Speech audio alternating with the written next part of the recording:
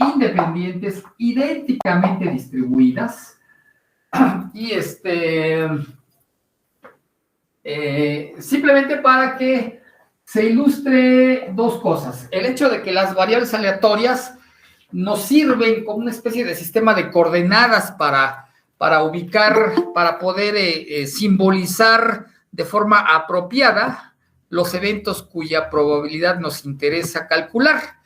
Entonces, definitivamente las variables aleatorias juegan este papel de sistema de coordenadas, pero en sí mismo el espacio de variables aleatorias tiene ciertas propiedades algebraicas que al final de la clase voy a retomar, pero porque son relativamente simples, aunque es importante señalarlas para, bueno, pues para tener una mejor estructura de cómo está la teoría, ¿no? Entonces, comienzo con estos ejemplos. Voy a la página 6 de la clase 15. Si tienen posibilidad de verla, muy bien. Entonces, es el ejemplo 3 del que estamos hablando. Y bueno, entonces voy a darle una leída, como ya tienen la clase ahí, si no tienen a la clase a mano, bueno, la pueden leer inmediatamente que termine la clase. Entonces, nada más voy a leer el problema y voy a poner en el pizarrón los datos relevantes. Bien, dice así el problema. Dos jugadores, el jugador A y el jugador B, el A contra el B, se enfrentan en un juego de azar. Este juego es de puro azar. No hay posibilidades de aprendizaje. O sea, todos tenemos una cierta idea de que cuando estamos jugando algún juego, después de practicar tanto tiempo, vamos como aprendiendo, digamos que fuera ajedrez o, no sé, alguno de esos juegos, en donde uno puede eventualmente ir entendiendo la estructura del juego, las reglas y todo eso, y la creatividad de uno mismo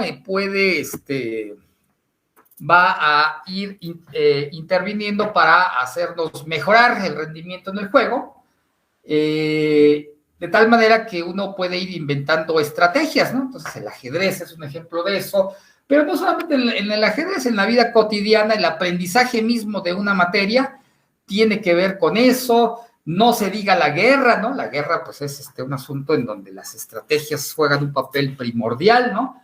De tal manera que, por supuesto, en todo el azar juega un papel, ¿no? Definitivamente, si voy a la guerra, aunque esté yo adscrito al ejército más poderoso, eso no quita que voy a salvar el pellejo, a lo mejor me matan, ¿no? Aunque mi ejército gane la guerra, o qué sé yo, ¿no? De tal manera que hay muchas cosas que son incontrolables y que se comportan al azar, pero también hay aspectos que de alguna manera sí están bajo el control de uno. Entonces, aquí cuando se dice que el juego es puramente al azar, hagan de cuenta que es algo en el que no hay manera de controlar la situación, no hay manera de controlar los resultados. Típicamente, pues el juego de dados, el lanzamiento de la moneda, ese tipo de cosas, son ejemplos del juego de azar.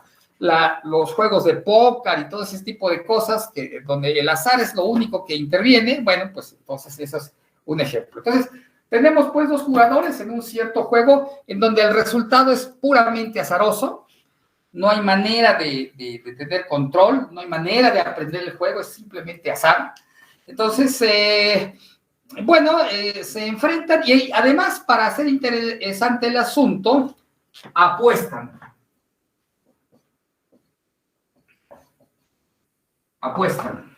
Entonces, apuestan en cada partida. En cada partida en la que se enfrentan los dos, apuestan un total de una unidad, un peso, un dólar, lo que sea, es una unidad. Ajá. Bueno, entonces vamos a considerar las siguientes variables aleatorias. Considerar la siguiente sucesión de variables aleatorias. ¿Puedo borrar arriba para definir estas variables aleatorias? Sí. Bien.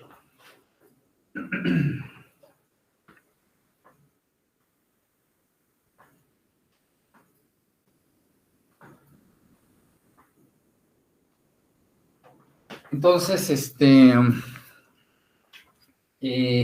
bueno, la enésima de estas variables aleatorias, fíjense cómo lo voy a escribir.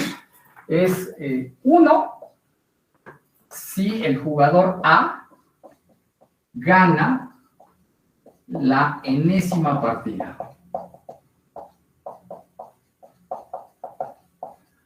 Y -1 en caso contrario. Pero, según esto, en el juego, en cada partida siempre hay un ganador, o gana A o gana B, pero es de forma totalmente azarosa.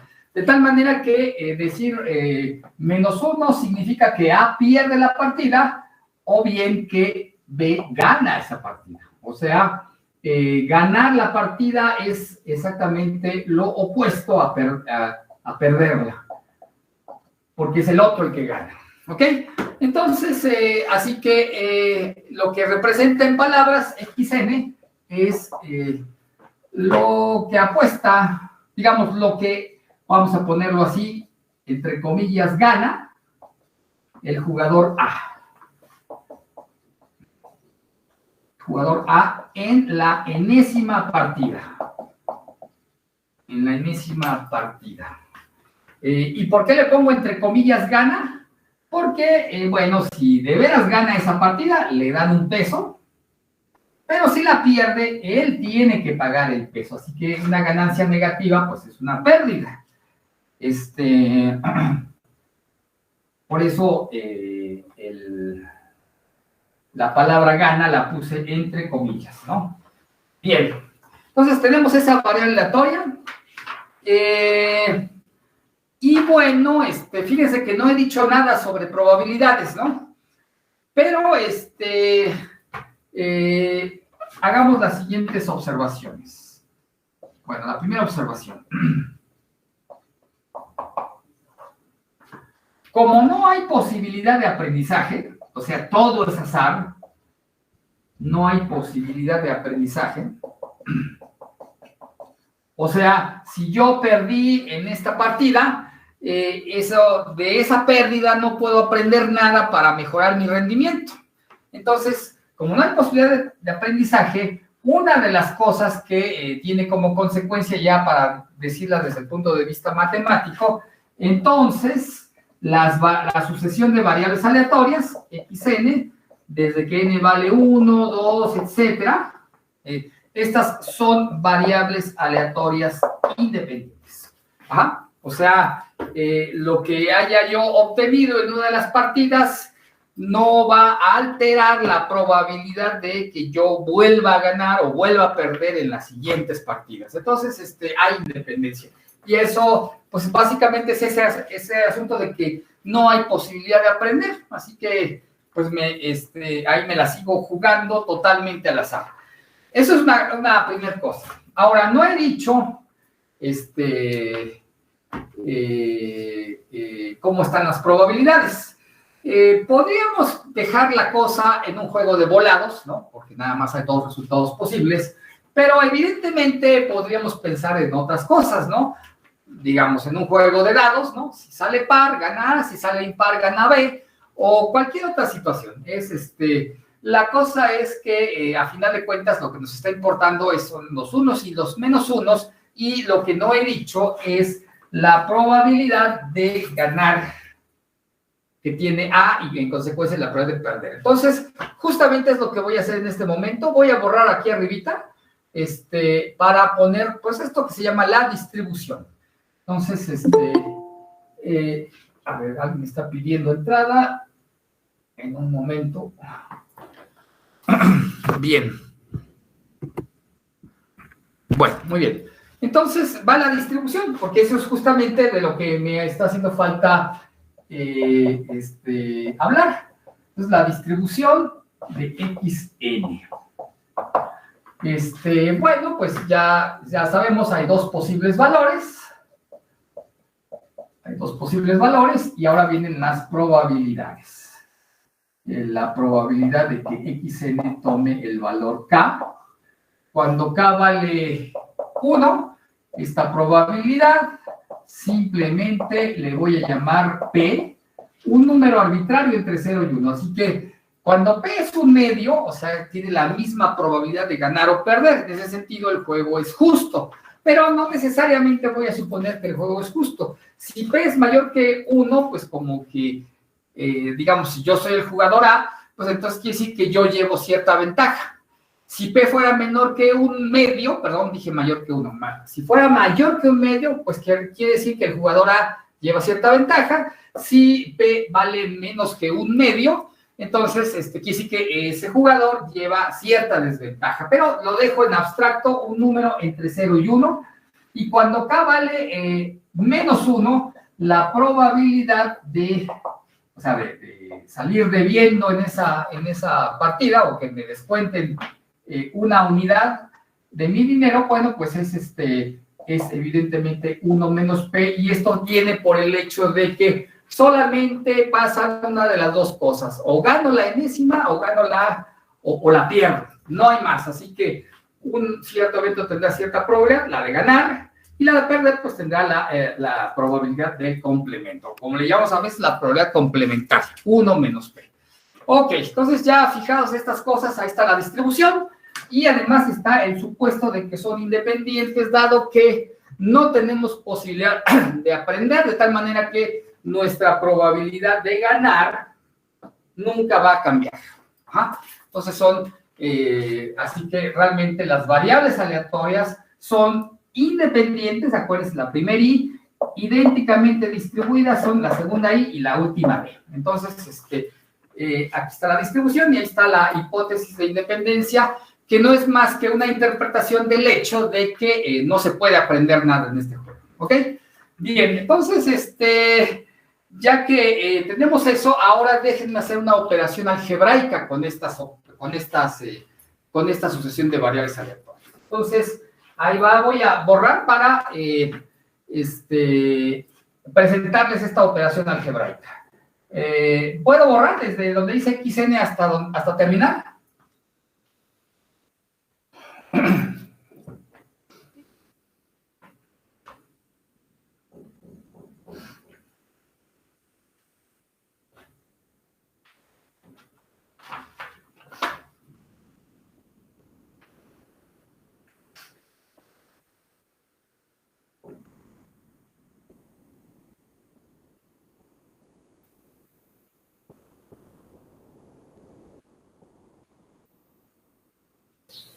Profe, una duda. ¿Sí? ¿Se puede decir que es la misma probabilidad de que gane y pierda? No. La probabilidad de ganar es P, la probabilidad de perder es 1 menos P. La única posibilidad de que sea la misma probabilidad es que P sea igual a 1 menos P, o sea, P igual a un medio. Nada más, ¿no? De ahí despejas P y te sale que P es un medio. Es la única posibilidad. Cuando P es mayor que 1, quiere decir que A lleva ventaja. Tiene mayor probabilidad de ganar que su enemigo. Y cuando P es más pequeño que el medio, bueno, pues quiere decir que es el enemigo el que lleva cierta ventaja. ¿Me explicó? Cuando son las mismas probabilidades, porque P es un medio, es la única posibilidad en que haya equidad de fuerzas, digámoslo así. ¿Sí está bien?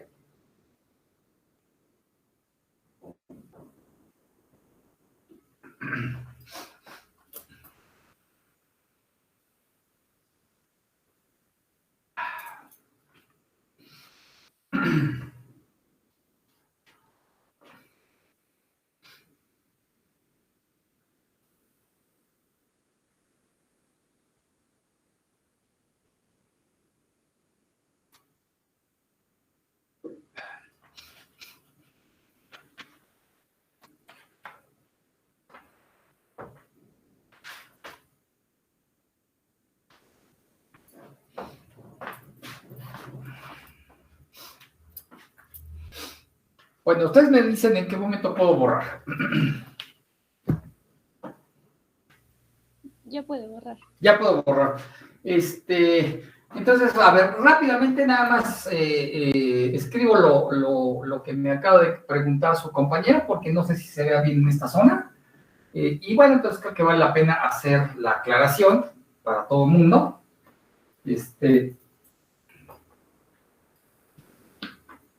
Entonces, el juego, digamos, es justo. O sea, ¿qué quiere decir con justo? Que, entre paréntesis, que ambos tienen la misma probabilidad de ganar. La misma probabilidad de ganar.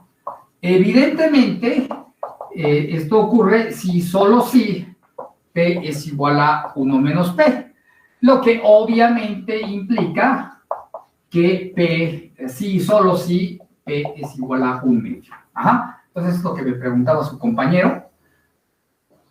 Si P es mayor que 1 medio, obviamente, bueno, pues 1 menos P tiene que ser más pequeño que 1 medio.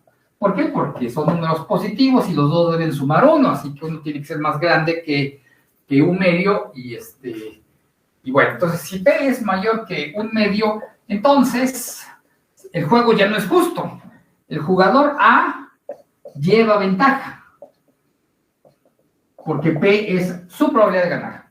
En cambio, si P es menor que 1 medio, evidentemente 1 menos P es mayor que 1 medio, y entonces el jugador B es el que lleva la ventaja, es el otro jugador el que lleva ventaja. Entonces, lo escribo aquí arribita, ese es el que lleva ventaja. Entonces, es solamente para escribir lo que me acaba de preguntar su compañero, que todo el mundo tenga ese dato a la mano. Ok, voy a ir borrando aquí la distribución. Y les voy a ir presentando las variables aleatorias siguientes, que son simplemente pues una operación algebraica entre las que les acabo de presentar, ¿no? Entonces, bueno, le voy a llamar S0 igual a 1 y Sn igual a x1 más x2, etcétera, más xn. Ajá. Simplemente las voy sumando. Así que seguramente lo saben. Aquí los escribo entre paréntesis. La sucesión de SNs a partir de 1 en adelante es la sucesión de sumas parciales de la sucesión de las xn's, ¿verdad? Entonces, nada más le agrego S0 igual a 1 y Sn es la suma de 1 a n entre ellas, ¿de acuerdo? Entonces, bien. ¿Qué representa en palabras Sn? En palabras. Bueno, pues es lo que gana, es la suma de lo que gana o pierde el jugador A. Entonces es la suma total de lo que ha ganado hasta la enésima partida. La enésima partida, aquí entre comillas otra vez ganado, hasta la enésima partida. O sea, es el dinero que ha ido acumulando, la ganancia acumulada, vamos a ponerlo así. ¿Y por qué otra vez ganado? Bueno, porque, entre comillas, ¿por qué otra vez ganado? Bueno, pues, porque si en algún momento Sn fuera positivo, pues quiere decir que va ganando dinero realmente, ¿no?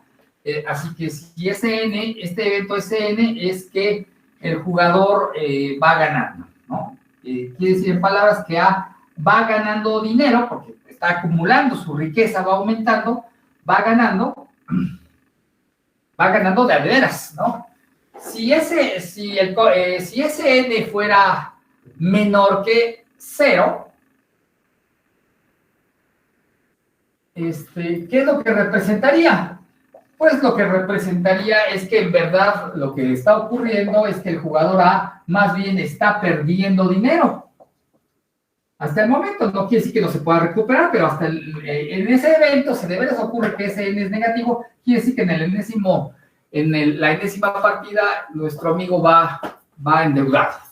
Pero también pudiera suceder que ese N sea 0, y que ese N sea 0 significa que los dos jugadores van a mano. Los dos jugadores van a mano, o sea, tienen todavía la misma cantidad de dinero los dos, ¿no? Y bueno, estamos de acuerdo que cualquiera de las tres cosas puede suceder, ¿no? Entonces, bien, entonces ya entendimos eso, entonces noten ustedes cómo es que esta operación algebraica, ¿no? El ir tomando la sucesión de sumas parciales, nos va dando cuenta de algo que en sí mismo es interesante, ¿no? La cantidad total de dinero que ha acumulado uno de los dos jugadores. Entonces, bien, ya que estamos en esa circunstancia, vamos a resolver un pequeño problema. Entonces, ¿puedo borrar para plantear el problema?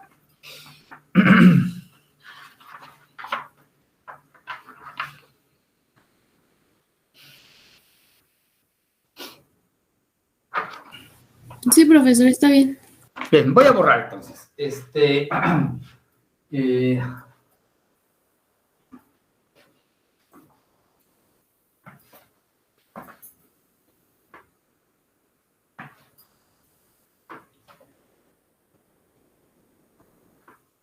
Bueno, para facilitarnos la vida, voy a hacer lo que aparece ahí en las notas.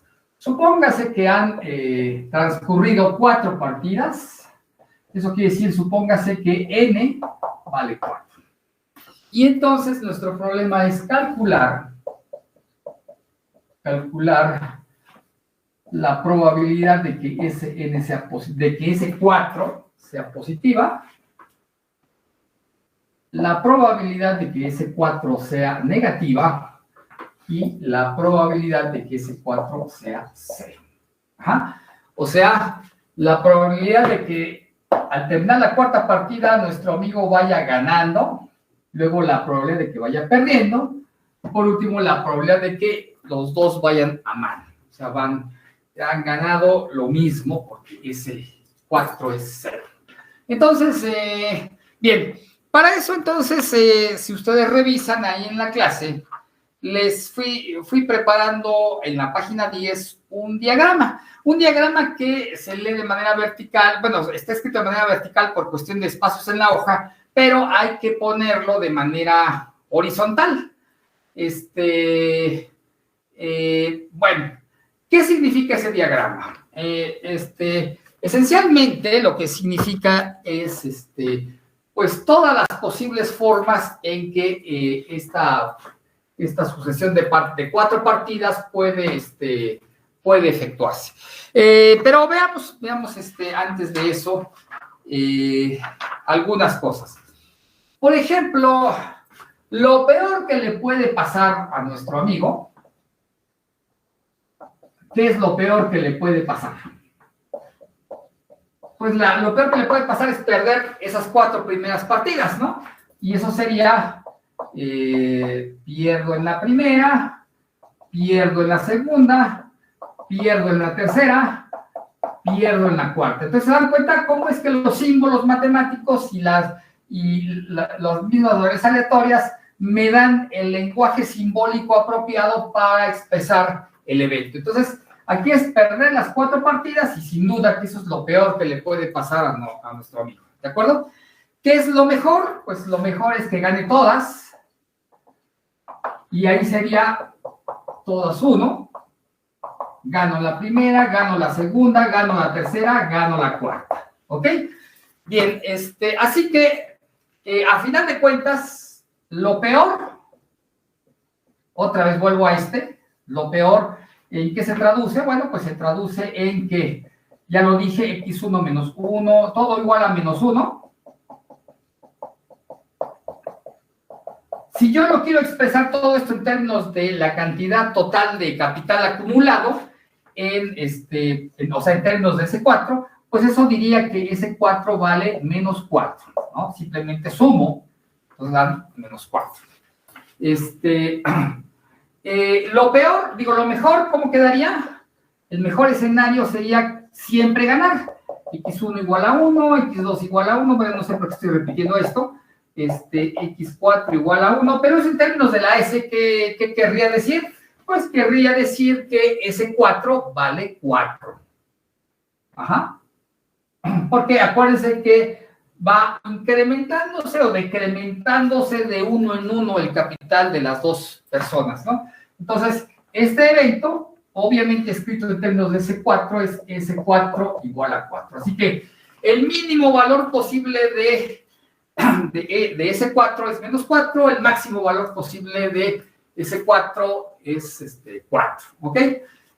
Y como estoy sumando números enteros, pues las sumas parciales me van a reportar solamente números enteros. Ahora sí, ¿de cuántas maneras puede evolucionar el juego?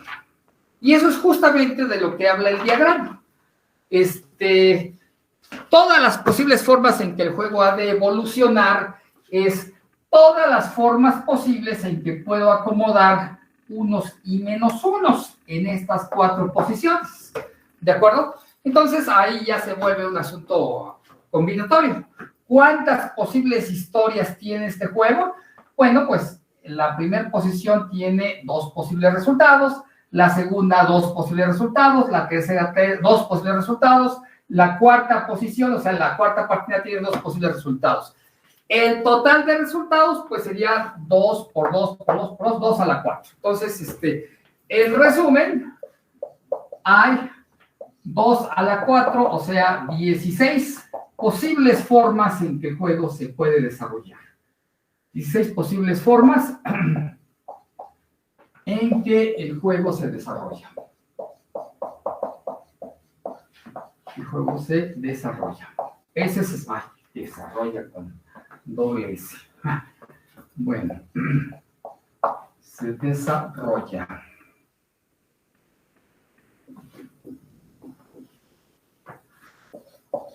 Se desarrolla. ¿Ok? Hay 16 posibles formas. Y bueno, entonces el diagrama me está diciendo, me está exponiendo de forma gráfica esas 16 posibles formas en que se puede desarrollar el juego. Bien, entonces, bueno, si tienen todos a la mano el diagrama que está en la página 10 de la clase 15, bueno, por ejemplo, en esa red que se ve ahí, digamos que la trayectoria, porque hay 16 posibles formas en que se desarrolla el juego, entonces son 16 posibles trayectorias, como lo dice el diagrama. Desde la raíz de ese diagrama, pues voy a solamente pintar un poquito el diagrama, entonces insisto, en las notas está vertical porque no hay espacio, hay que ponerlo de manera horizontal. Entonces lo que voy a hacer es, digamos, transcribir un poquito eso. No lo voy a hacer todo con cuidado. Aquí simplemente aquí estoy representando n, que es el número de la partida. Entonces la partida 1, la partida 2, la partida 3, la partida 4. ¿De acuerdo? Y bueno, la raíz, bueno, es en donde comienza todo, en el 0, 1, 2, 3, 4, y bueno, y decíamos, el mejor de los escenarios es que nuestro amigo siempre gana. Entonces sería, ganó la primera, pues va para arriba, entonces lo que estoy graficando es n contra sn. Y bueno, pues ganó la primera, ganó la segunda, ganó la tercera, ganó la cuarta, ¿ok? Perdón, debería ser toda una línea recta, ¿verdad? Pero ya saben que yo no soy bueno para el dibujo, entonces, pero se entiende que es la línea recta tal cual, siempre ganar, siempre ganar, siempre ganar. Le pongo con rojo los puntos, pero lleno toda la línea para que efectivamente dé la impresión de que es una trayectoria. Pero otra posibilidad es ganar en la primera, perder en la segunda, y luego vuelta a ganar en la primera, y o sea, de aquí para acá, y, por ejemplo, volver a perder, ¿no? Entonces ahí fue 1 menos 1, 1 menos 1. O sea, a final de cuentas son los unos y menos unos, vienen siendo los distintos valores de las pendientes de estas poligonales, ¿no? Y bueno, pues como hay 4 poligonales, y los valores de las pendientes nada más pueden ser 1 y menos 1, pues al final de cuentas hay 16 posibles poligonales. ¿Cómo las construimos? Bueno, pues considerando sus pendientes, ¿no? Cuando es pendiente 1 es porque nuestro amigo ganó, cuando es pendiente menos 1 es cuando nuestro amigo perdió. Entonces, el diagrama ahí lo tienen en las notas completito, y nada más lo ilustro para darme a entender por si a la hora de ver las notas no se comprende qué significa el diagrama. Bueno, significa eso. En el diagrama están todas las posibles trayectorias, que son 16, todas las posibles formas en que el juego ha de evolucionar. Ok, entonces, ¿qué es lo que nos interesa? Nos interesa que el juego quede en positivo, o sea, nuestro amigo va ganando, o que quede en negativo, o de plano que queden a mano, ¿de acuerdo? Entonces, bueno, pues así las cosas, los cálculos pues ya deben ser muy simples. Por ejemplo, nada más que hay que tomar en cuenta la independencia. A final de cuentas, en ese 4, los posibles valores de ese 4, bueno, creo que lo dije hace rato, pero los posibles valores de ese 4 serían, pues en el peor de los casos, menos 4, pero si se dan cuenta, en realidad, en ese 4 no puede terminar en número impar. Eso, simplemente por el hecho de que son 4 y que vamos siempre avanzando de 1 o de menos 1, no hay manera de obtener un número impar. Realmente, menos 4, menos 2, 0 y 2 son las únicas posibilidades para ese 4. Así que, cuando me están pidiendo que calcule yo la probabilidad de que ese 4 sea igual a 0, lo que tengo que hacer es fijarme en las trayectorias que terminan aquí, justamente acá. Les pinté una de ellas, por supuesto, pero hay otra, que es la reflejada, ¿no? O sea, primero empiezo perdiendo, luego subo, o sea, gano la segunda, pierdo la tercera, gano la primera partida, pierdo la primera, gano la segunda, pierdo la tercera, gano la cuarta. Ajá. Entonces, y son las únicas 2 trayectorias que terminan con los jugadores a mano. O sea, efectivamente, en 4 tiradas, para que terminen a mano los 2 jugadores, cada quien tiene que ganar 2. Entonces, en la trayectoria de arriba, pues, cada quien tiene que ganar 2, sí. No. A ver, un segundo. Algo creo que no estoy diciendo bien.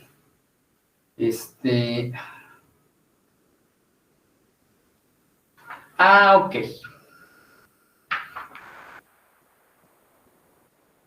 De hecho, aquí están calculadas toda la distribución de ese 4 está calculada. Y una vez que uno conoce toda la distribución de ese 4, pues ya calcula las probabilidades que nos interesan, pues no tiene mayor problema, ¿no? Entonces, justamente en la página 13 está el cálculo de la distribución, o sea, la probabilidad de que se tomen estos valores. Entonces voy a comenzar con la probabilidad de que ese 4 sea igual a 4. O sea, estamos en el mejor de los escenarios. Siempre ganar. O sea, esa sería la probabilidad de gano a la primera, gano a la segunda, gano a la tercera, gano a la cuarta. Y ahora sí, aprovecho la hipótesis, o más bien uso la hipótesis de que las variables son independientes, así que lo único que tengo que hacer es multiplicar las probabilidades, pero cada una de ellas vale P, de tal suerte que aquí tendríamos P minúscula a la cuarta, ¿verdad? Porque todas las variables aleatorias toman probabilidad 1 con probabilidad P, aquí el numerito P. Y bueno, es simplemente la única trayectoria que termina en el 4.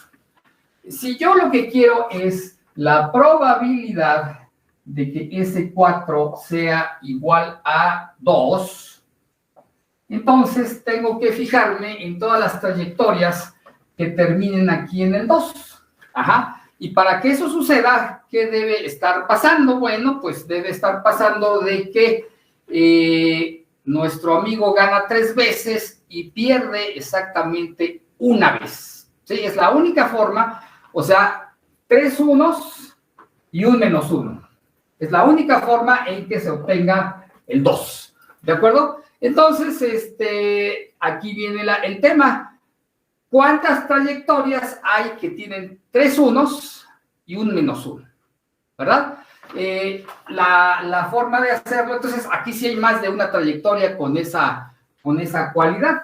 3 unos y un menos 1. Realmente, ¿cuántas? Una sola de esas trayectorias, una sola de ellas, por ejemplo, probabilidad de que gano a la primera, gano a la segunda, gano a la tercera, pero al final me mochan 1. Entonces, esa es una. Hay otras. Las otras, ¿cómo se consiguen? Pues se consiguen distribuyendo en las 4 posiciones a el menos 1. Ajá. O sea, de las 4 posiciones de las que dispongo, para formar todas las otras, pues en todas las formas en que puedo acomodar el menos 1 en esta secuencia de unos y menos unos. Un único menos 1 en esta secuencia de unos. Entonces, pensando de esa manera, quiere decir que hay 4 de esas trayectorias que tienen esa cualidad. 3 unos y un solo menos 1. Así que la probabilidad que ando buscando es 4 veces la probabilidad de esta. ¿Cómo calculo esta probabilidad? Pues sería 4 veces P por P por P, o sea, P al cubo, y una sola vez 1 menos P. Entonces, la probabilidad de que ese 4 sea 2 está dada por esta expresión. ¿De acuerdo? Así puedo... ahora sí, la probabilidad de que ese sea 0. Entonces, ahora voy a borrar el esquema para hacerme espacio. Afortunadamente, aquí los símbolos me están ayudando más, porque en vez de pensar geométricamente, cosa que para mí es un poco difícil porque no sé dibujar, mejor pensamos combinatoriamente, porque me gusta más la combinatoria que la geometría. Bueno, entonces, la probabilidad de que ese 4 sea 0, pues ya lo dijimos, 2 ganadas y 2 perdidas, ¿ok? Entonces sería, por ejemplo, la probabilidad de gano en la primera, gano en la segunda, pero pierdo las 2 siguientes. Ok, entonces, en todas las formas en que pueda yo acomodar el menos 1 en las 4 posiciones, esas son todas las posibles trayectorias en donde salgo a mano. Entonces, ¿cuántas hay de esas? Bueno, pues como hay 4 posiciones, y de esas 4 posiciones elegiré 2 para acomodarle ahí el menos 1 y 2 en las otras 2 posiciones, entonces serían combinaciones de 4 en 2, y según esto, combinaciones de 4 en 2 en 6, y estas probabilidades simplemente las multiplico por la independencia. Entonces hay 2 P's, P al cuadrado, y 2 unos menos P's.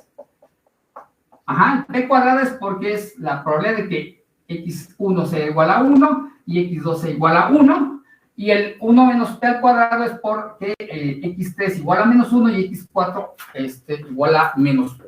¿Está bien? Entonces, ahí estaría la probabilidad de que ese 4 sea, que sea 0. Ahora, la probabilidad de que ese 4 sea menos 2.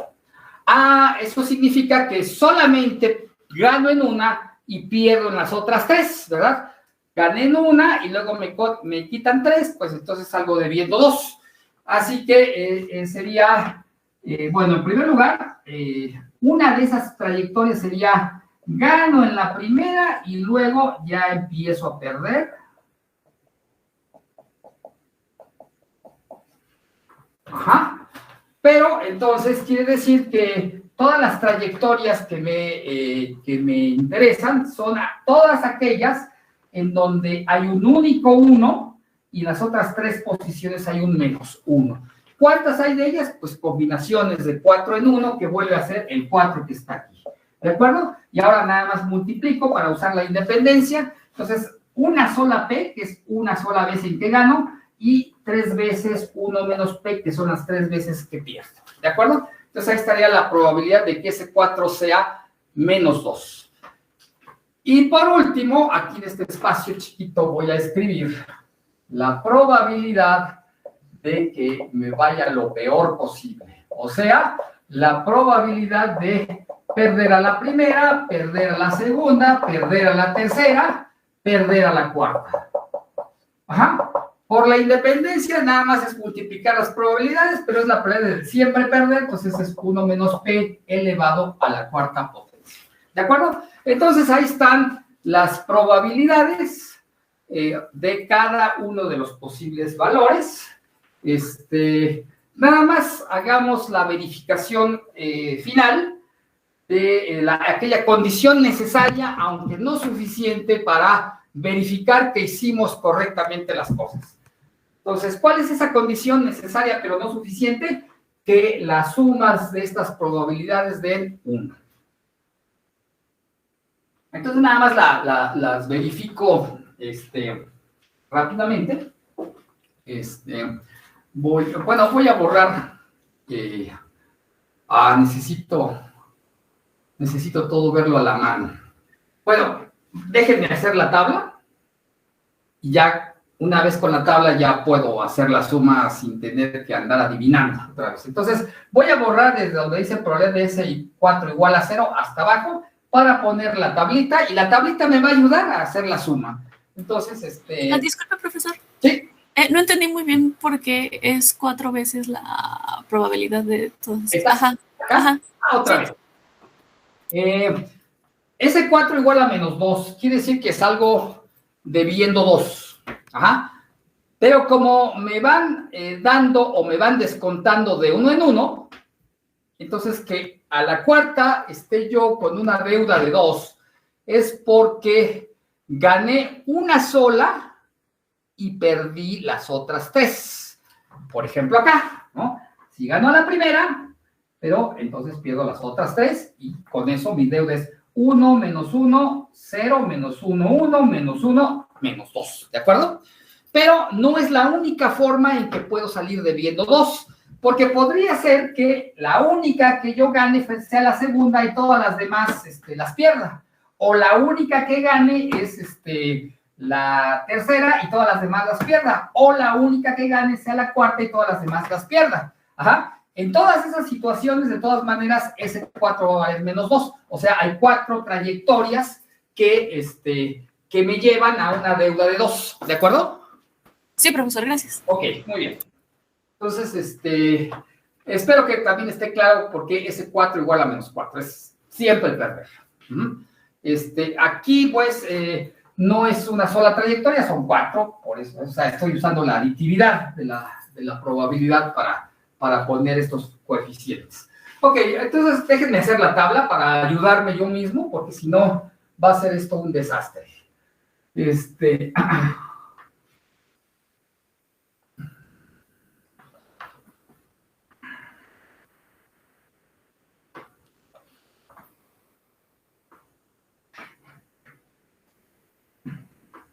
La tabla es la distribución de ese 4, que eso es justamente lo que acabamos de hacer. Entonces ya, en resumen, la distribución de ese 4 está dado así.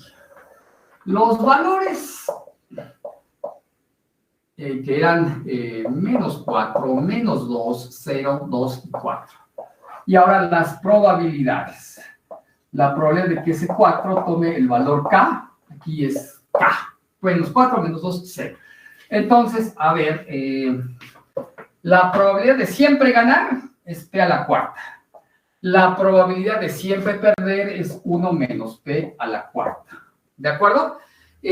La probabilidad de salir con una ganancia de 2 era 4 veces,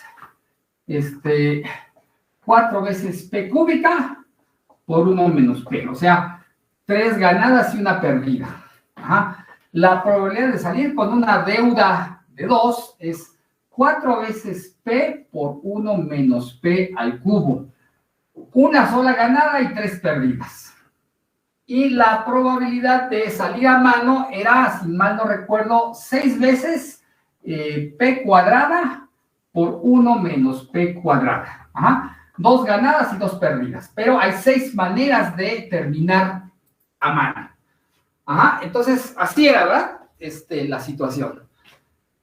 Ok, entonces nada más la verificación, esa condición necesaria, aunque no suficiente, para que los cálculos estén bien hechos. Sumen esto y luego reconozcan de qué estamos hablando. Las voy a sumar.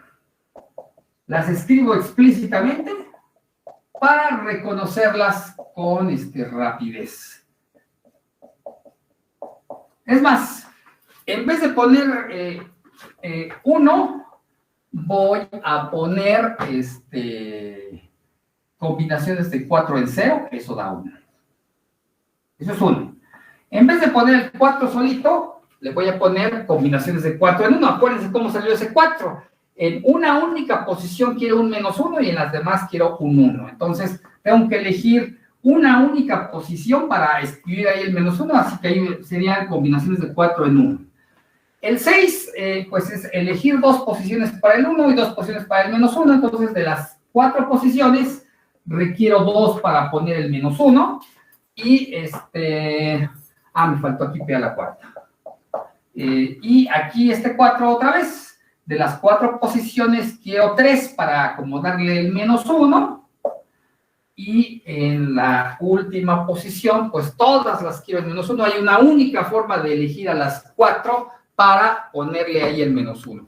Entonces, ya escrito de esa manera, pues todos ya con un poco de ojo clínico en álgebra, nos damos cuenta que ahí tenemos un binomio de Newton. P más 1 menos P, y todo esto elevado a la cuarta potencia, binomio de Newton, pero P más 1 menos P no es otra cosa sino 1 a la cuarta, y efectivamente tenemos 1. ¿De acuerdo? Entonces, noten, pues, la suma de estos números, en efecto, nos da 1. El que la suma de todas las probabilidades de 1, ya estamos por irnos al descanso, el que la suma de las probabilidades de 1 es una condición necesaria para que esté bien calculada la distribución, aunque no es suficiente. Ajá. Ojo, o sea, imagínense, simplemente con la dislexia que yo me cargo, imagínense que la tabla la hubiera yo escrito así. Ajá, nada más imaginen, no lo copien. Pero la P es distinta de un medio. Porque si fuera un medio no hay problema. Pero siendo P distinta de un medio, ahí está. Estarían las probabilidades, estaría la suma 1, pero serían erróneas. Ajá. De tal manera que, evidentemente, el que la suma de las probabilidades en la distribución de la variable aleatoria sea 1 es una condición necesaria para que esté bien calculada la tabla, pero no es suficiente como lo muestra este ejemplo. ¿De acuerdo? Entonces, ojo con eso. Bueno, voy a seguir platicando y en el momento que nos corte, les vuelvo a mandar otro enlace para continuar. ¿Ah? Entonces, nada más que déjenme ir por un poco de agua y regreso en un minuto.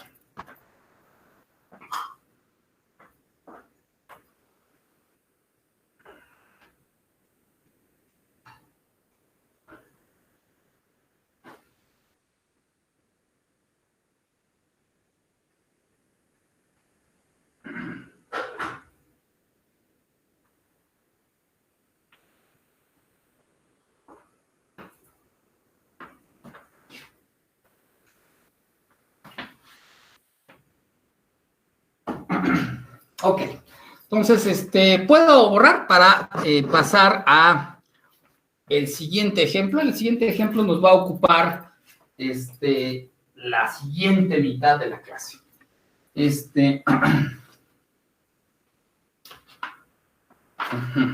Ah, perdón. Ahí está la distribución, pero falta algo. Acuérdense, la distribución es así.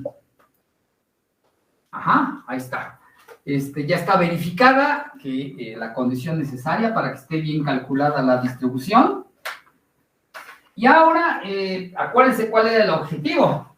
La probabilidad de que S4 fuera negativa, la probabilidad de que S4 fuera positiva, y la probabilidad de que S4 fuera 0, que es esta justamente que estoy encerrando en el rectángulo, ¿no? O sea, la probabilidad de salir a mano es esta. La probabilidad de salir perdiendo, pues es la probabilidad de menos 4 más la probabilidad de menos 2, ¿no? Entonces, es S4 igual a menos 4 más la probabilidad de S4 igual a menos 2. Y entonces nada más sería la suma de estos dos términos. Nada más aquí los palomeo porque no tengo espacio.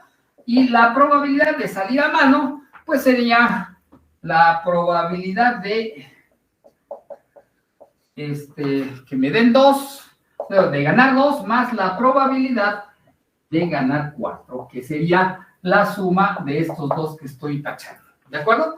Entonces, ya no escribo explícitamente, ustedes ya pueden escribir las sumas sin mayor problema, pero ahí estaban las respuestas a las preguntas, ¿no?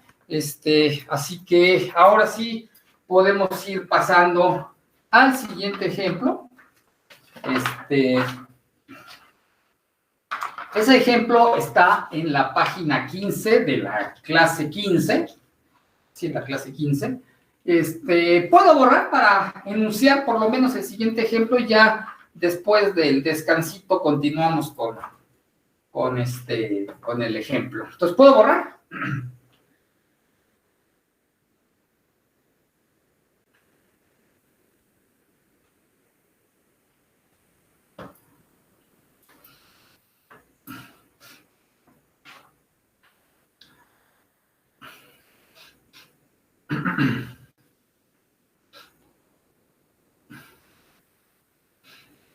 Bueno, voy a ir borrando para ir enunciando el siguiente problema. También es un asunto en donde las variables aleatorias pueden modelar perfectamente el problema desde el punto de vista matemático y darle solución, pues, digamos que fácil.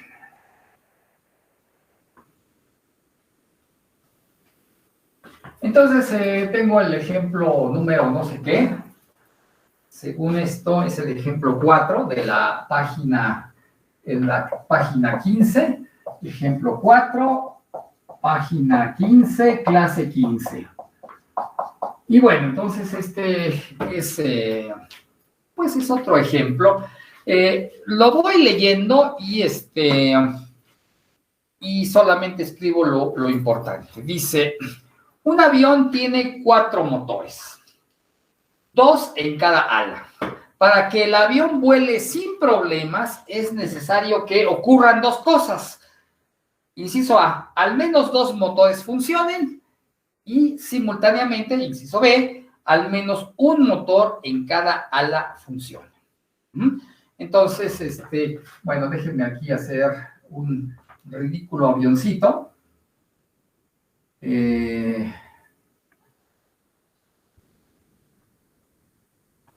Entonces tiene 4 motores, ¿no?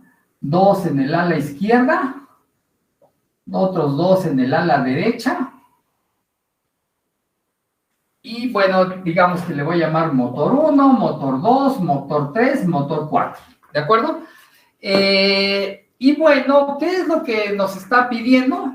La tecnología exige que por lo menos debe funcionar 2 motores y por lo menos 1 en cada ala. Ajá. De tal manera que si nada más funcionan M3 y M4, pues el avión se cae. etcétera, ¿no? Si solamente funciona M1 solito, se cae, etcétera. Entonces, esa es la idea fundamentalmente. Entonces, voy a introducir unas variables aleatorias para ayudarme a contestar el problema. Entonces, considérense las siguientes variables aleatorias, X, Y, que vale 1 si el iésimo motor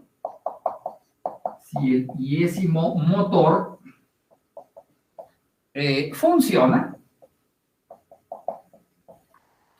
y 0 si el iésimo motor no funciona. Entonces estamos otra vez con la bendita digitalización. Unos y ceros, ¿ok? Y esto vale para cada una de las variables aleatorias, para cada uno de los motores. O sea, 4 variables aleatorias, una correspondiente a cada motor. Si funciona es 1, si no funciona es 0 el valor de la variable aleatoria. Ok, bien. Mientras nos vamos, entonces, déjenme hacer operaciones algebraicas con estas variables aleatorias para, ir dándole respuesta a nuestro problema. Entonces, voy a introducir las variables aleatorias. Bueno, ya se imaginan cómo está este avioncito. Las dos del ala izquierda son M1 y M2 y las del ala derecha son M3 y M4. Entonces, ¿qué me está diciendo? ¿Qué sería X1 más X2? Esto está haciendo referencia al total de motores del ala izquierda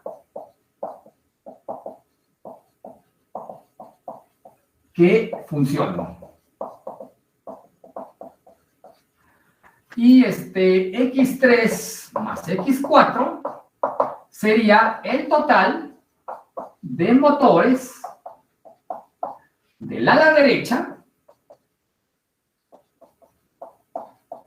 que funcionan. ¿Sí estamos? Entonces, bueno. Así que las estoy sumando nuevamente, pero las estoy sumando por grupos distintos.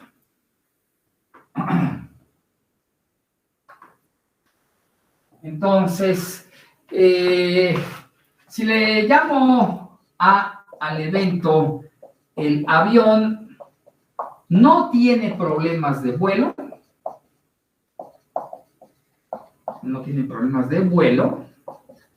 este evento, bueno, nuestro objetivo es calcular la probabilidad de este evento. Ajá. Sí, profesor. Ok, muy bien. Entonces, no borré nada. Las variables aleatorias, pues las mencionamos hace un momento. X, Y vale 1 si el iésimo motor funciona, vale 0 si no funciona. Los motores 1 y 2 son los del ala izquierda. Los motores 1 y 2 son los del ala izquierda, los motores 3 y 4 son los de la derecha. Entonces, lo que queremos es calcular la probabilidad de que el avión no tenga problemas de vuelo. Y entonces este evento tenemos que formularlo en términos de las variables. Eso entonces quiere decir dos cosas. Del lado izquierdo debe funcionar por lo menos una de los motores, y del lado derecho tiene que funcionar por lo menos un solo motor. Entonces, noten ustedes la simbología, lo que me está dando es precisamente lo que necesito. X1 más X2 mayor o igual que 1 dice al menos uno de los motores, noten el al menos por el mayor o igual, al menos uno de los motores de la izquierda funciona, luego la comita es la intersección y al menos un motor de la derecha funciona. Entonces, eso es lo que queremos. Bueno, muy bien. Entonces, vamos a calcular la probabilidad de A. Pero antes de eso, unas observaciones que son importantes. Es natural pensar que los motores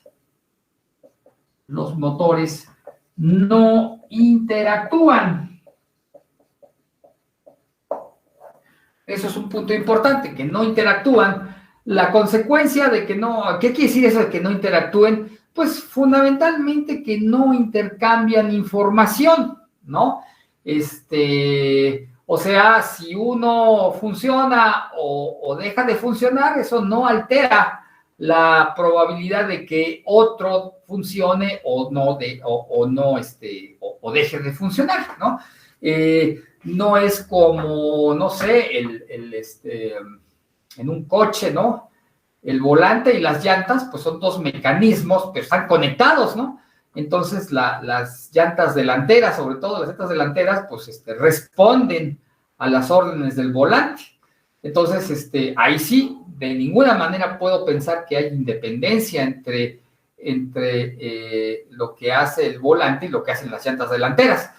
Aquí justamente lo que me están diciendo es los motores no interactúan, como en el coche el volante y las llantas pues sí interactúan porque es el volante el que le manda la información a las llantas para hacer eso. Aquí no, aquí los motores no interactúan en el sentido de que no intercambian información, no están conectados entre sí, no hay manera pues de que la acción de uno afecte la acción de los demás y por lo tanto eso se va a entender desde el punto de vista matemático que las variables aleatorias, x1, x2, x3 y x4, son independientes. Entonces, noten ustedes cómo a la hora de estar resolviendo ejemplos concretos como estos que estamos haciendo, la independencia entre las variables aleatorias, si no se dice explícitamente, de alguna forma tiene que deducirse de la redacción del ejercicio. Se acordarán que la independencia por sí misma, verificarla, demostrarla, no es un asunto simple. De tal manera que muchas veces en un curso elemental como pues más bien la independencia es un supuesto y justamente aquí en el hecho de que los motores no interactúan está implícito el supuesto de que las variables son independientes, ¿de acuerdo? Entonces, y no solamente eso, hay otra cosa por la cual quiero mencionar el ejemplo, ¿no? Hacer el ejemplo. Porque la independencia de las variables aleatorias, voy a borrar aquí la definición, bueno, lo que significan x1 más x2 y también la otra suma.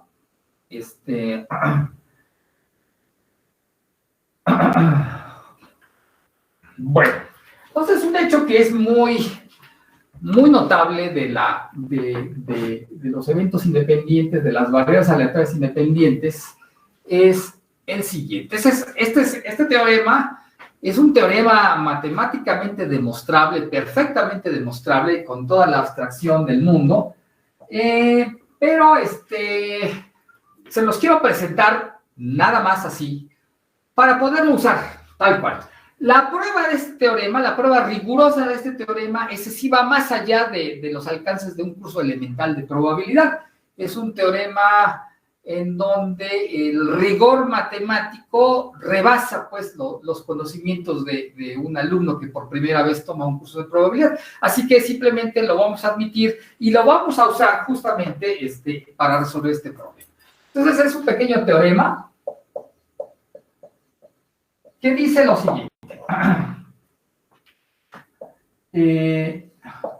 Si x1, x2, etcétera, xn,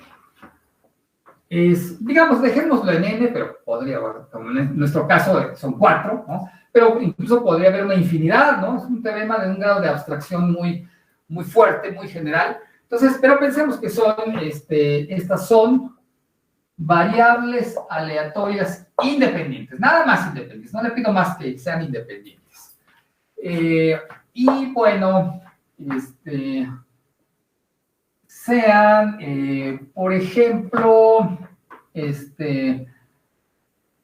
por decir algo, es que hay muchas maneras de escribirlo. Bueno, voy a ponerlo así, sea J un subconjunto del conjunto de índices. Los índices van de 1 a n, entonces estoy poniendo un subconjunto del conjunto de índices, un subconjunto que no es vacío y que no es el total. Ajá. Y bueno, además le voy a poner cierta cardinalidad, porque eso es, digamos, le voy a poner la lista de sus elementos, digamos, el índice, el primer índice, el segundo índice, digamos que tiene un cierto número de índices K. Evidentemente K es un número mayor o igual que 1, porque el conjunto es no vacío, y es menor o igual que n-1, porque es un subconjunto propio del conjunto total de índices, ¿no? Entonces, tenemos eso. Ok. Bueno, ahora, si yo considero dos funciones, le voy a llamar f. Una función de r a la k hacia los reales, por ejemplo, ¿no? Insisto, este teorema tiene una formulación mucho más abstracta. Solamente voy a hacer la formulación que necesitamos para resolver este tipo de problemas y la demostración la vamos a omitir porque realmente la demostración del teorema requiere de una cosa muy sofisticada dentro del análisis matemático que se llama teoría de la medida. Pero como nosotros no estamos en un primer curso de probabilidad, no nos vamos a meter con esos detalles tan abstractos y tan teóricos que bueno. Entonces, sean f, una función de rk en R, y ahora g, otra función de r a la n menos k en R. O sea, f es una función de k variables, g es una función de n menos k variables. Ajá. Entonces, ahora lo que voy a hacer es fijarme en las siguientes dos variables aleatorias. Ajá. La primera de ellas, ¿cómo la voy a representar? Bueno, lo voy a poner así. Enseguida explico con más detalle qué significa lo que voy a escribir. Las siguientes dos variables aleatorias, digamos, a una le voy a poner y, la voy a bautizar como y, que sea la función f evaluada en las variables aleatorias cuyo índice es el conjunto el conjunto J, o sea, xi1, xi2, xik. Ajá. Es una función de k variables, entonces lo que estoy haciendo es evaluar esa función en esas k variables aleatorias. Enseguida explico con más detalle a qué me refiero con eso. Suena un poco abstracta la expresión, pero una vez que les dé yo esta explicación, creo que quedará clarísimo lo que significa. Y le voy a llamar W a la siguiente función, que es la función G evaluada en las otras variables aleatorias, o sea, cuyo índice está en el conjunto complementario a J. Entonces, déjenme, necesito ponerle índices al complemento. Entonces, J, que sea, por ejemplo, que tenga índice J1, J2 y J. ¿Cuántos elementos tiene contra el complemento? Pues tiene n menos k elementos, ¿no? Entonces, ahí está. Entonces sería evaluar la función G en las variables cuyos índices son estos términos, o sea, sería evaluar en xj1, xj2, etcétera, hasta xjn menos k, ¿de acuerdo? Eso es lo que estoy haciendo, y ahora, bueno, déjenme poner la conclusión.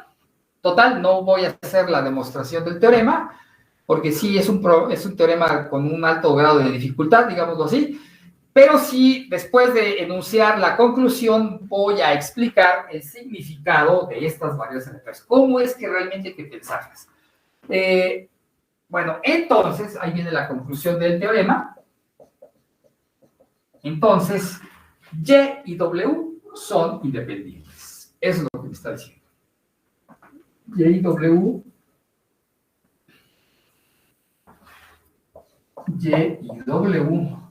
también siguen siendo variables aleatorias independientes. ¿Ok? Ahí está el enunciado del teorema. Solamente necesito explicar con más detalle cómo se debe entender Y y W. Entonces puedo borrar para dar esa explicación. Una vez que esté hecha la explicación, regresamos al problema del avión para que vean cómo cómo lo vamos a emplear. Así como está escrito, uno dice cámara, está muy abstracto. ¿Y qué tiene que ver con el avión? Bueno, ahorita vamos a ver. ¿Puedo borrar el enunciado del teorema?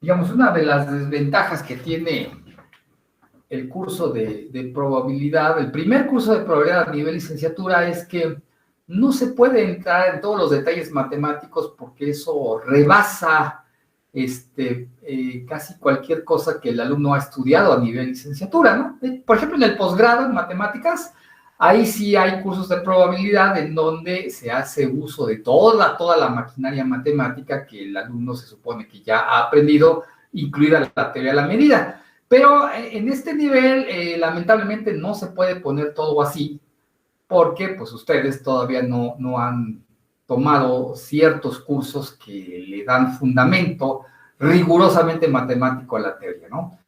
Por eso es que les digo que un primer curso de probabilidad a nivel licenciatura debe ser más bien un curso orientado hacia los ejemplos, las aplicaciones, las motivaciones, etcétera, etcétera, y solamente dejar para la teoría las cosas fáciles. Pero esta no es una cosa fácil y, sin embargo, se necesita para resolver problemas tan sencillos como este del avión. Entonces voy a borrar el teorema y y voy a explicar el significado de Y y de W, ¿de acuerdo? Entonces,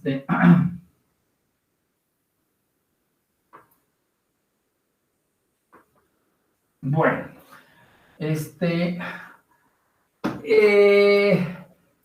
entonces ahí tengo las n variables aleatorias.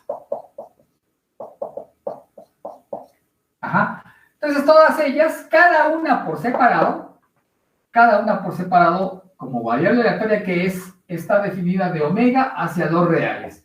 Y es aquí donde empieza a aparecer el fenómeno que yo les platicaba la otra vez. ¿Cuál omega, no? ¿Cuándo hemos hablado de omega en toda esta descripción? Nunca, ¿no?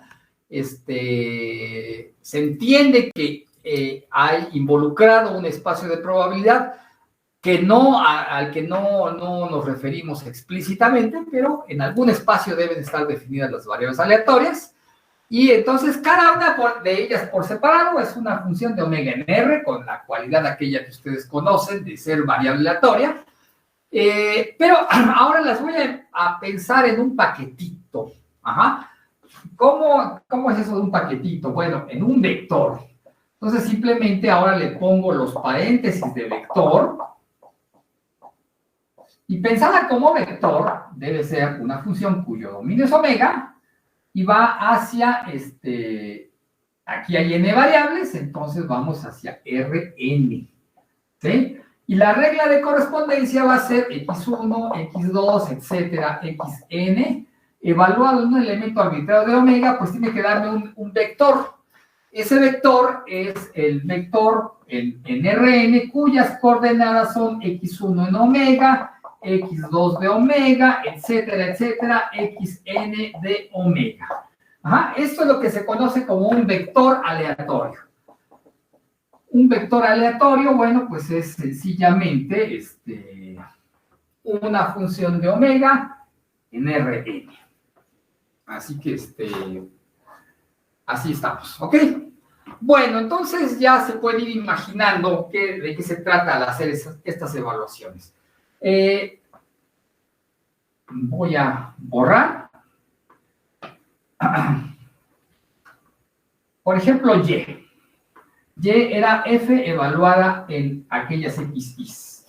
Entonces, para entender qué es eso, voy a fijarme, bueno, en el conjunto J, que es, dijimos que iba a ser I1, I2, etcétera, hasta IK. Y el conjunto J complemento va a ser J1, J2, etcétera, hasta Jn-K. Son elementos complementarios con respecto a el conjunto de números 1 a n. ¿Ok? Simplemente tengo que ponerles nombres a los elementos. Y bueno, ahí está. Entonces, primero considero las variables cuyo índice son elementos de J, pero las pienso en paquete, las pienso como un vector aleatorio, o sea, x1, x2, bla, bla, bla, x y k, como función va a ser algo que va de omega en R. ¿Cuántas variables ven acá? K variables. RK. ¿Ok? Entonces, en esas circunstancias tengo, es más, déjenme ponerlo de manera esquemática, como se pone con las funciones. Entonces, aquí lo pongo, le pongo nomás la flechita, y, perdón, no, así no se escribe. Voy a borrar otra vez para escribirlo de manera esquemática. De omega en RK, y arribita le pongo el nombre de esa transformación. Entonces dije es xi1, xi2, etcétera, hasta xik. ¿De acuerdo? Y acuérdense que la función f está definida de f en r, de rk, f está definida de rk en r. Entonces, la variable aleatoria y, esa evaluación, no es otra cosa sino la composición de estas dos funciones. O sea, es f evaluada en xi1, etcétera, hasta xik. ¿De acuerdo? Entonces, eso es y. Algo similar con w. Entonces, w se va a formar haciendo la composición de dos transformaciones. La primera que va de omega hacia Rn-K, y la regla de correspondencia sería usar las variables del conjunto complementario a J, o sea, las de J complemento, xj1, xj2, bla, bla, bla, hasta xjnk. Y la función g que dijimos que iba de R a la nk hacia R, esa es g. Bueno, la composición entre las dos, esa va a ser la W. ¿De acuerdo? Ya no lo escribo, es la composición nada más. Entonces, a eso se está refiriendo el teorema. Y bueno, si lo llevamos en términos del ejemplo que tenemos del avión, la cosa se ve como si. Ustedes me dicen en qué momento puedo borrar, déjenme ir por un poco de agua.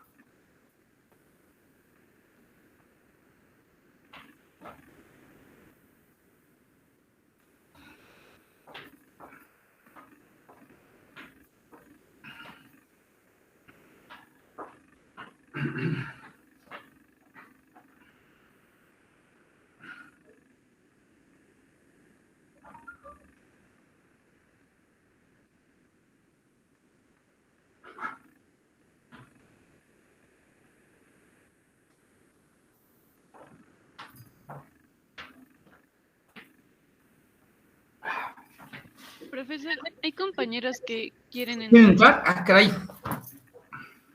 El problema es que no he recibido su solicitud de ingreso. Caray, ¿cómo le hago? A ver, a lo mejor soy yo el que está enfocando mal o no sé, porque estaba apareciendo la solicitud de ingreso, pero, aquí la veo, pero algo pasa que no la veo completamente. Ah, caray, sí, ya veo nada más parte de la solicitud, pero no veo la solicitud completa. A ver, quizás bajando, no, si minimizo, no lo voy a conseguir. Así, no, tampoco. Ah, caray. Si cierro, me salgo, entonces, caramba. Ay. Qué lata con esto. No había pasado hasta ahorita. Sí se ve que hay personas esperando, pero lo sé porque aparece la parte de abajo de la solicitud, que es un rectángulo blanco, pero no aparece la palabra admitir, entonces pues no le puedo clicar ahí, pero sí sé que hay personas que quieren entrar, híjole. Ay.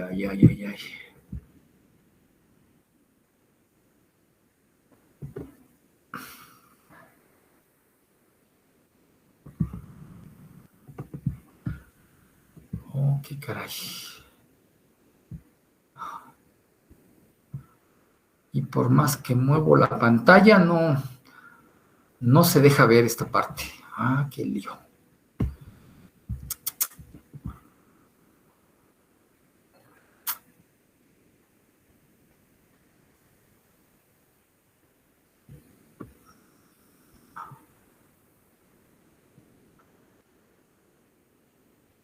Oh, qué caray.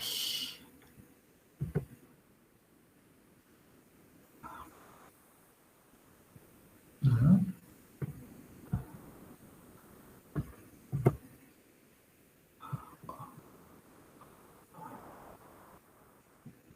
Caray, no veo dónde está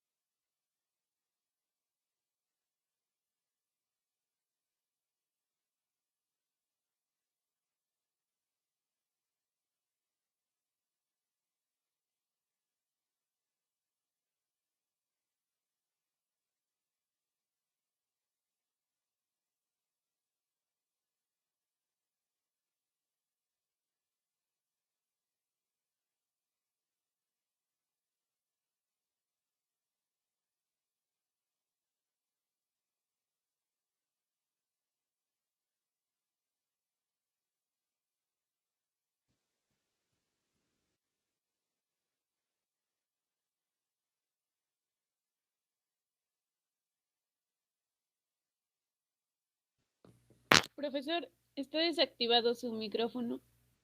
No lo escuchamos.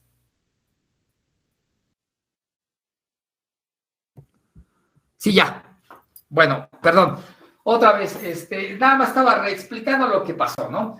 Si tengo las n variables aleatorias, las pienso como un vector, y luego con algunas coordenadas de ese vector hago alguna operación algebraica, y con otras coordenadas distintas de ese mismo vector hago otra operación algebraica, voy a obtener dos variables aleatorias también, y según este teorema, esas dos variables aleatorias seguirán siendo independientes. Eso es básicamente lo que dice el teorema. Insisto, la demostración de ese teorema parece mentira, pero no es una cosa trivial. Eso sí requiere de más, digamos que más bagaje matemático. Pero bueno, entonces admitamos el hecho y vayamos al asunto del avión para cerrar con eso. Entonces, puedo borrar, perdón, es que con estas interrupciones ya no sé si alcanzaron a ver todo. Entonces, díganme ustedes en qué momento puedo borrar.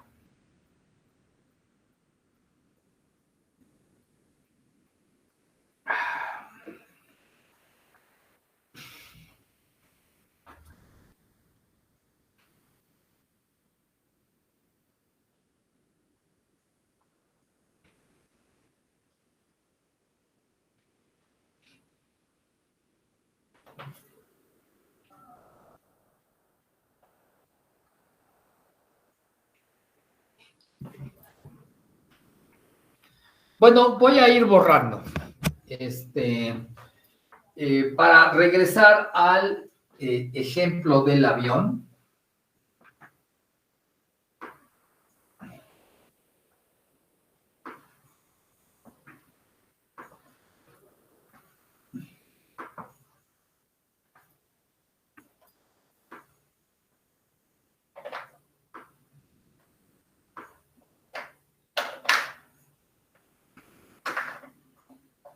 Ok, entonces, bueno, volvemos al ejemplo del avión.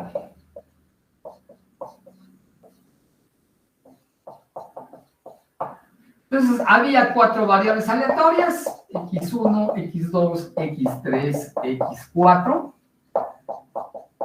y cada una de ellas era la indicadora de que el avión funciona, el motor funciona o no funciona, con el correspondiente motor de acuerdo con el índice. Entonces, como los motores no interactúan, decíamos, estas son variables aleatorias independientes, ¿ok? Y ahora, hace un momento, consideramos estas 2 variables aleatorias. O sea, con estas 2 hago una suma y también luego consideré x3 más x4. Entonces, con las otras 2 hago esta operación.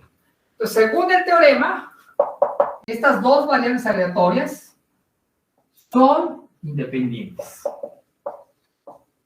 Eso es lo que dice el teorema. Si yo aquí las multiplico y a estas les hago no sé qué, la sumo y le saco el logaritmo, lo que sea, de todas maneras el resultado es que tendré 2 variables aleatorias independientes. Eso dice el teorema. ¿De acuerdo? Entonces, en esas condiciones, de hecho, por ahí viene la dificultad del teorema, porque no se refiere únicamente a operaciones como estas que son combinaciones lineales, sino se refiere a todo tipo de operaciones, entonces, o a casi todo tipo de operaciones, de tal manera que la dificultad, pues, del teorema radica en eso, en que son muy generales las operaciones de las que nos habla el teorema. Entonces, pero bueno, aplicando el teorema a esto, teníamos, es el evento, el avión no tiene problemas de vuelo, eso era A. Queremos calcular la probabilidad de A, entonces será calcular simplemente la probabilidad de que del lado izquierdo al menos funcione uno de los 2 motores y que del lado derecho por lo menos funcione uno de los 2 motores. Pero, ayudados de la independencia, noten, este es un evento en el que solo se involucra a x1 más x2. Y este es otro evento en el que solo se involucra a x3 más x4. Entonces, por esa razón, los eventos son independientes. Así que simplemente uso la independencia de estas 2 variables aleatorias para decir que esto es simplemente la probabilidad de que del lado izquierda funcione al menos un motor multiplicado por la probabilidad de que en el ala derecha funcione por lo menos un motor. ¿De acuerdo? Entonces, ok. Vamos a calcular cada factor. Que son ceros y unos, ¿verdad? Entonces, este evento, la probabilidad de que x1 sea, x1 más x2 sea mayor o igual que 1, quiere decir que exactamente uno de los 2 es 1 y el otro es 0. Así que aquí sería la probabilidad de que x1 sea 1 y a su vez x2 sea 0. Eso es una posibilidad, pero hay una segunda posibilidad. Y la segunda posibilidad es de que el motor 1 es el que no funciona, pero que sí funcione el segundo motor. Entonces, estas dos, la suma de estas dos probabilidades da la probabilidad de que al menos alguien en el lado izquierdo del avión se haga responsable del buen funcionamiento. Ay, aquí estoy cometiendo un error. Aquí debí escribir X3 más X4, pero ya saben, este asunto de hablar y escribir al mismo tiempo induce errores. El otro término es tengo que multiplicar, estoy multiplicándolas, así que es por la suma de ¿quién? La probabilidad de que X3 sea 1 y X4 sea 0, más la probabilidad de que X3 sea 0 y X4 sea 1. ¿De acuerdo? Entonces tengo que multiplicar esas dos. Ok, entonces vamos a suponer algo más. No hemos supuesto más que, con la independencia es todo lo que hemos supuesto. Entonces podemos seguir aquí haciendo cálculos. Voy a borrar aquí arribita. Estoy multiplicando dos términos, pero cada uno de los términos, en cada uno de los factores, a su vez, se puede reexpresar diciéndolo así.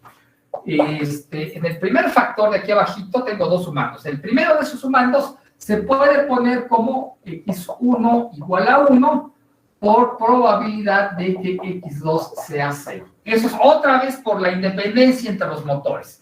El otro sumando es probabilidad de que x1 sea 0 y x2 sea 1. Entonces, eso es una forma de reescribir el primero de los factores. Y el segundo de los factores es probabilidad de que el motor 3 sí funcione por la probabilidad de que el 4 no funcione, más probabilidad de que el motor 3 no funcione, pero el motor 4 sí funcione. ¿Ok? Entonces, ese es el producto de los dos términos. Entonces, no hemos dicho más acerca de la distribución, al menos hemos dicho que los motores no interactúan y eso implica que son independientes. Entonces ya usamos el teorema que les digo que es bastante abstracto, pero bastante útil, y bueno, volvimos a usar la independencia. Ahora, supóngase lo siguiente. Supóngase que las variables aleatorias, además de independientes, son idénticamente distribuidas. O sea, estas cuatro variables aleatorias son I y D, independientes e idénticamente distribuidas. ¿Ok?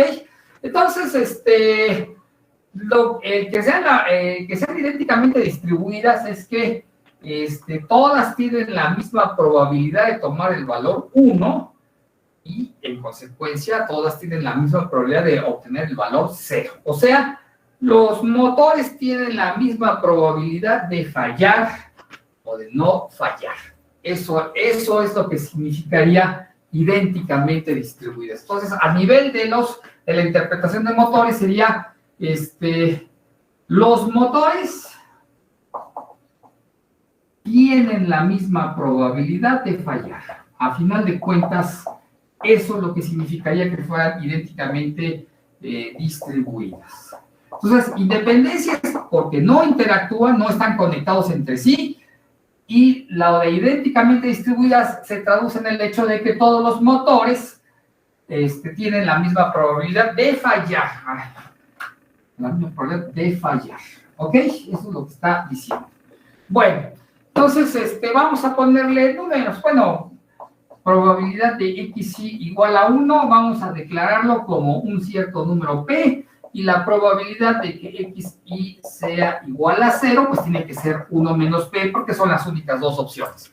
Así que, pues regresamos al evento que nos interesa, la probabilidad de A del producto de estos dos, pero aquí, ¿qué es lo que veo?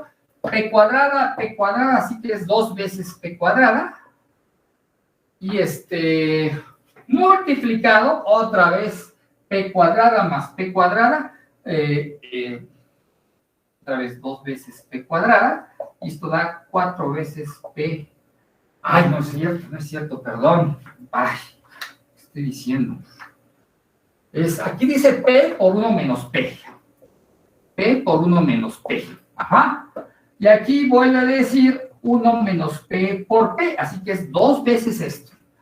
Y algo similar en el otro factor, P por 1 menos P, y aquí es 1 menos P por P, así que vuelve a darme 2 por P por 1 menos P. Así que tenemos 4P cuadrada por 1 menos P cuadrada. Esa es la probabilidad de que el avión, esa viene siendo la probabilidad de que el avión no sufra, no se vaya a caer. Eso es lo que está diciendo. Bueno, en las notas, como son notas escritas para sus compañeros de ingeniería, entonces tuve que poner un número específico a P. ¿Y qué número le puse? ¿Qué valor numérico? Creo que le puse .99. Ajá.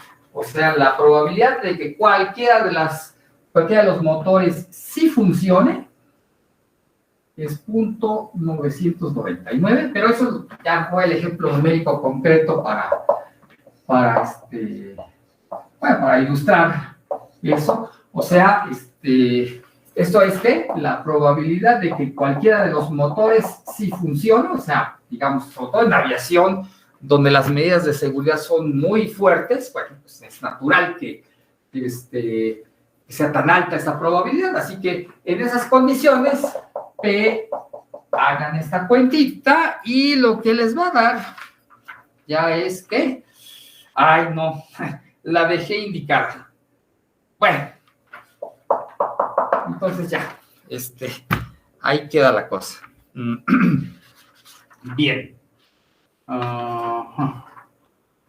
Perfecto. Bueno, pues justamente estamos en el momento de terminar la clase. Ya se acabó la clase 15 de independencia. Entonces, la próxima vez vamos a continuar con un tema un poco... Seguimos con las variables aleatorias discretas, pero vamos a ver algunos prototipos. Bueno, ¿se acuerdan que hablamos de clases de equivalencia de variables aleatorias, ¿no?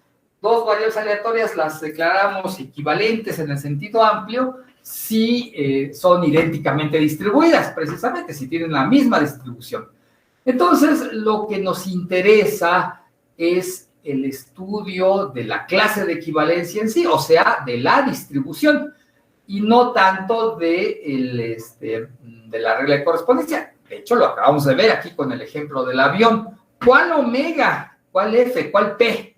¿No? Simplemente lo que directamente manipulamos fueron las distribuciones de las variables aleatorias. Aquí está.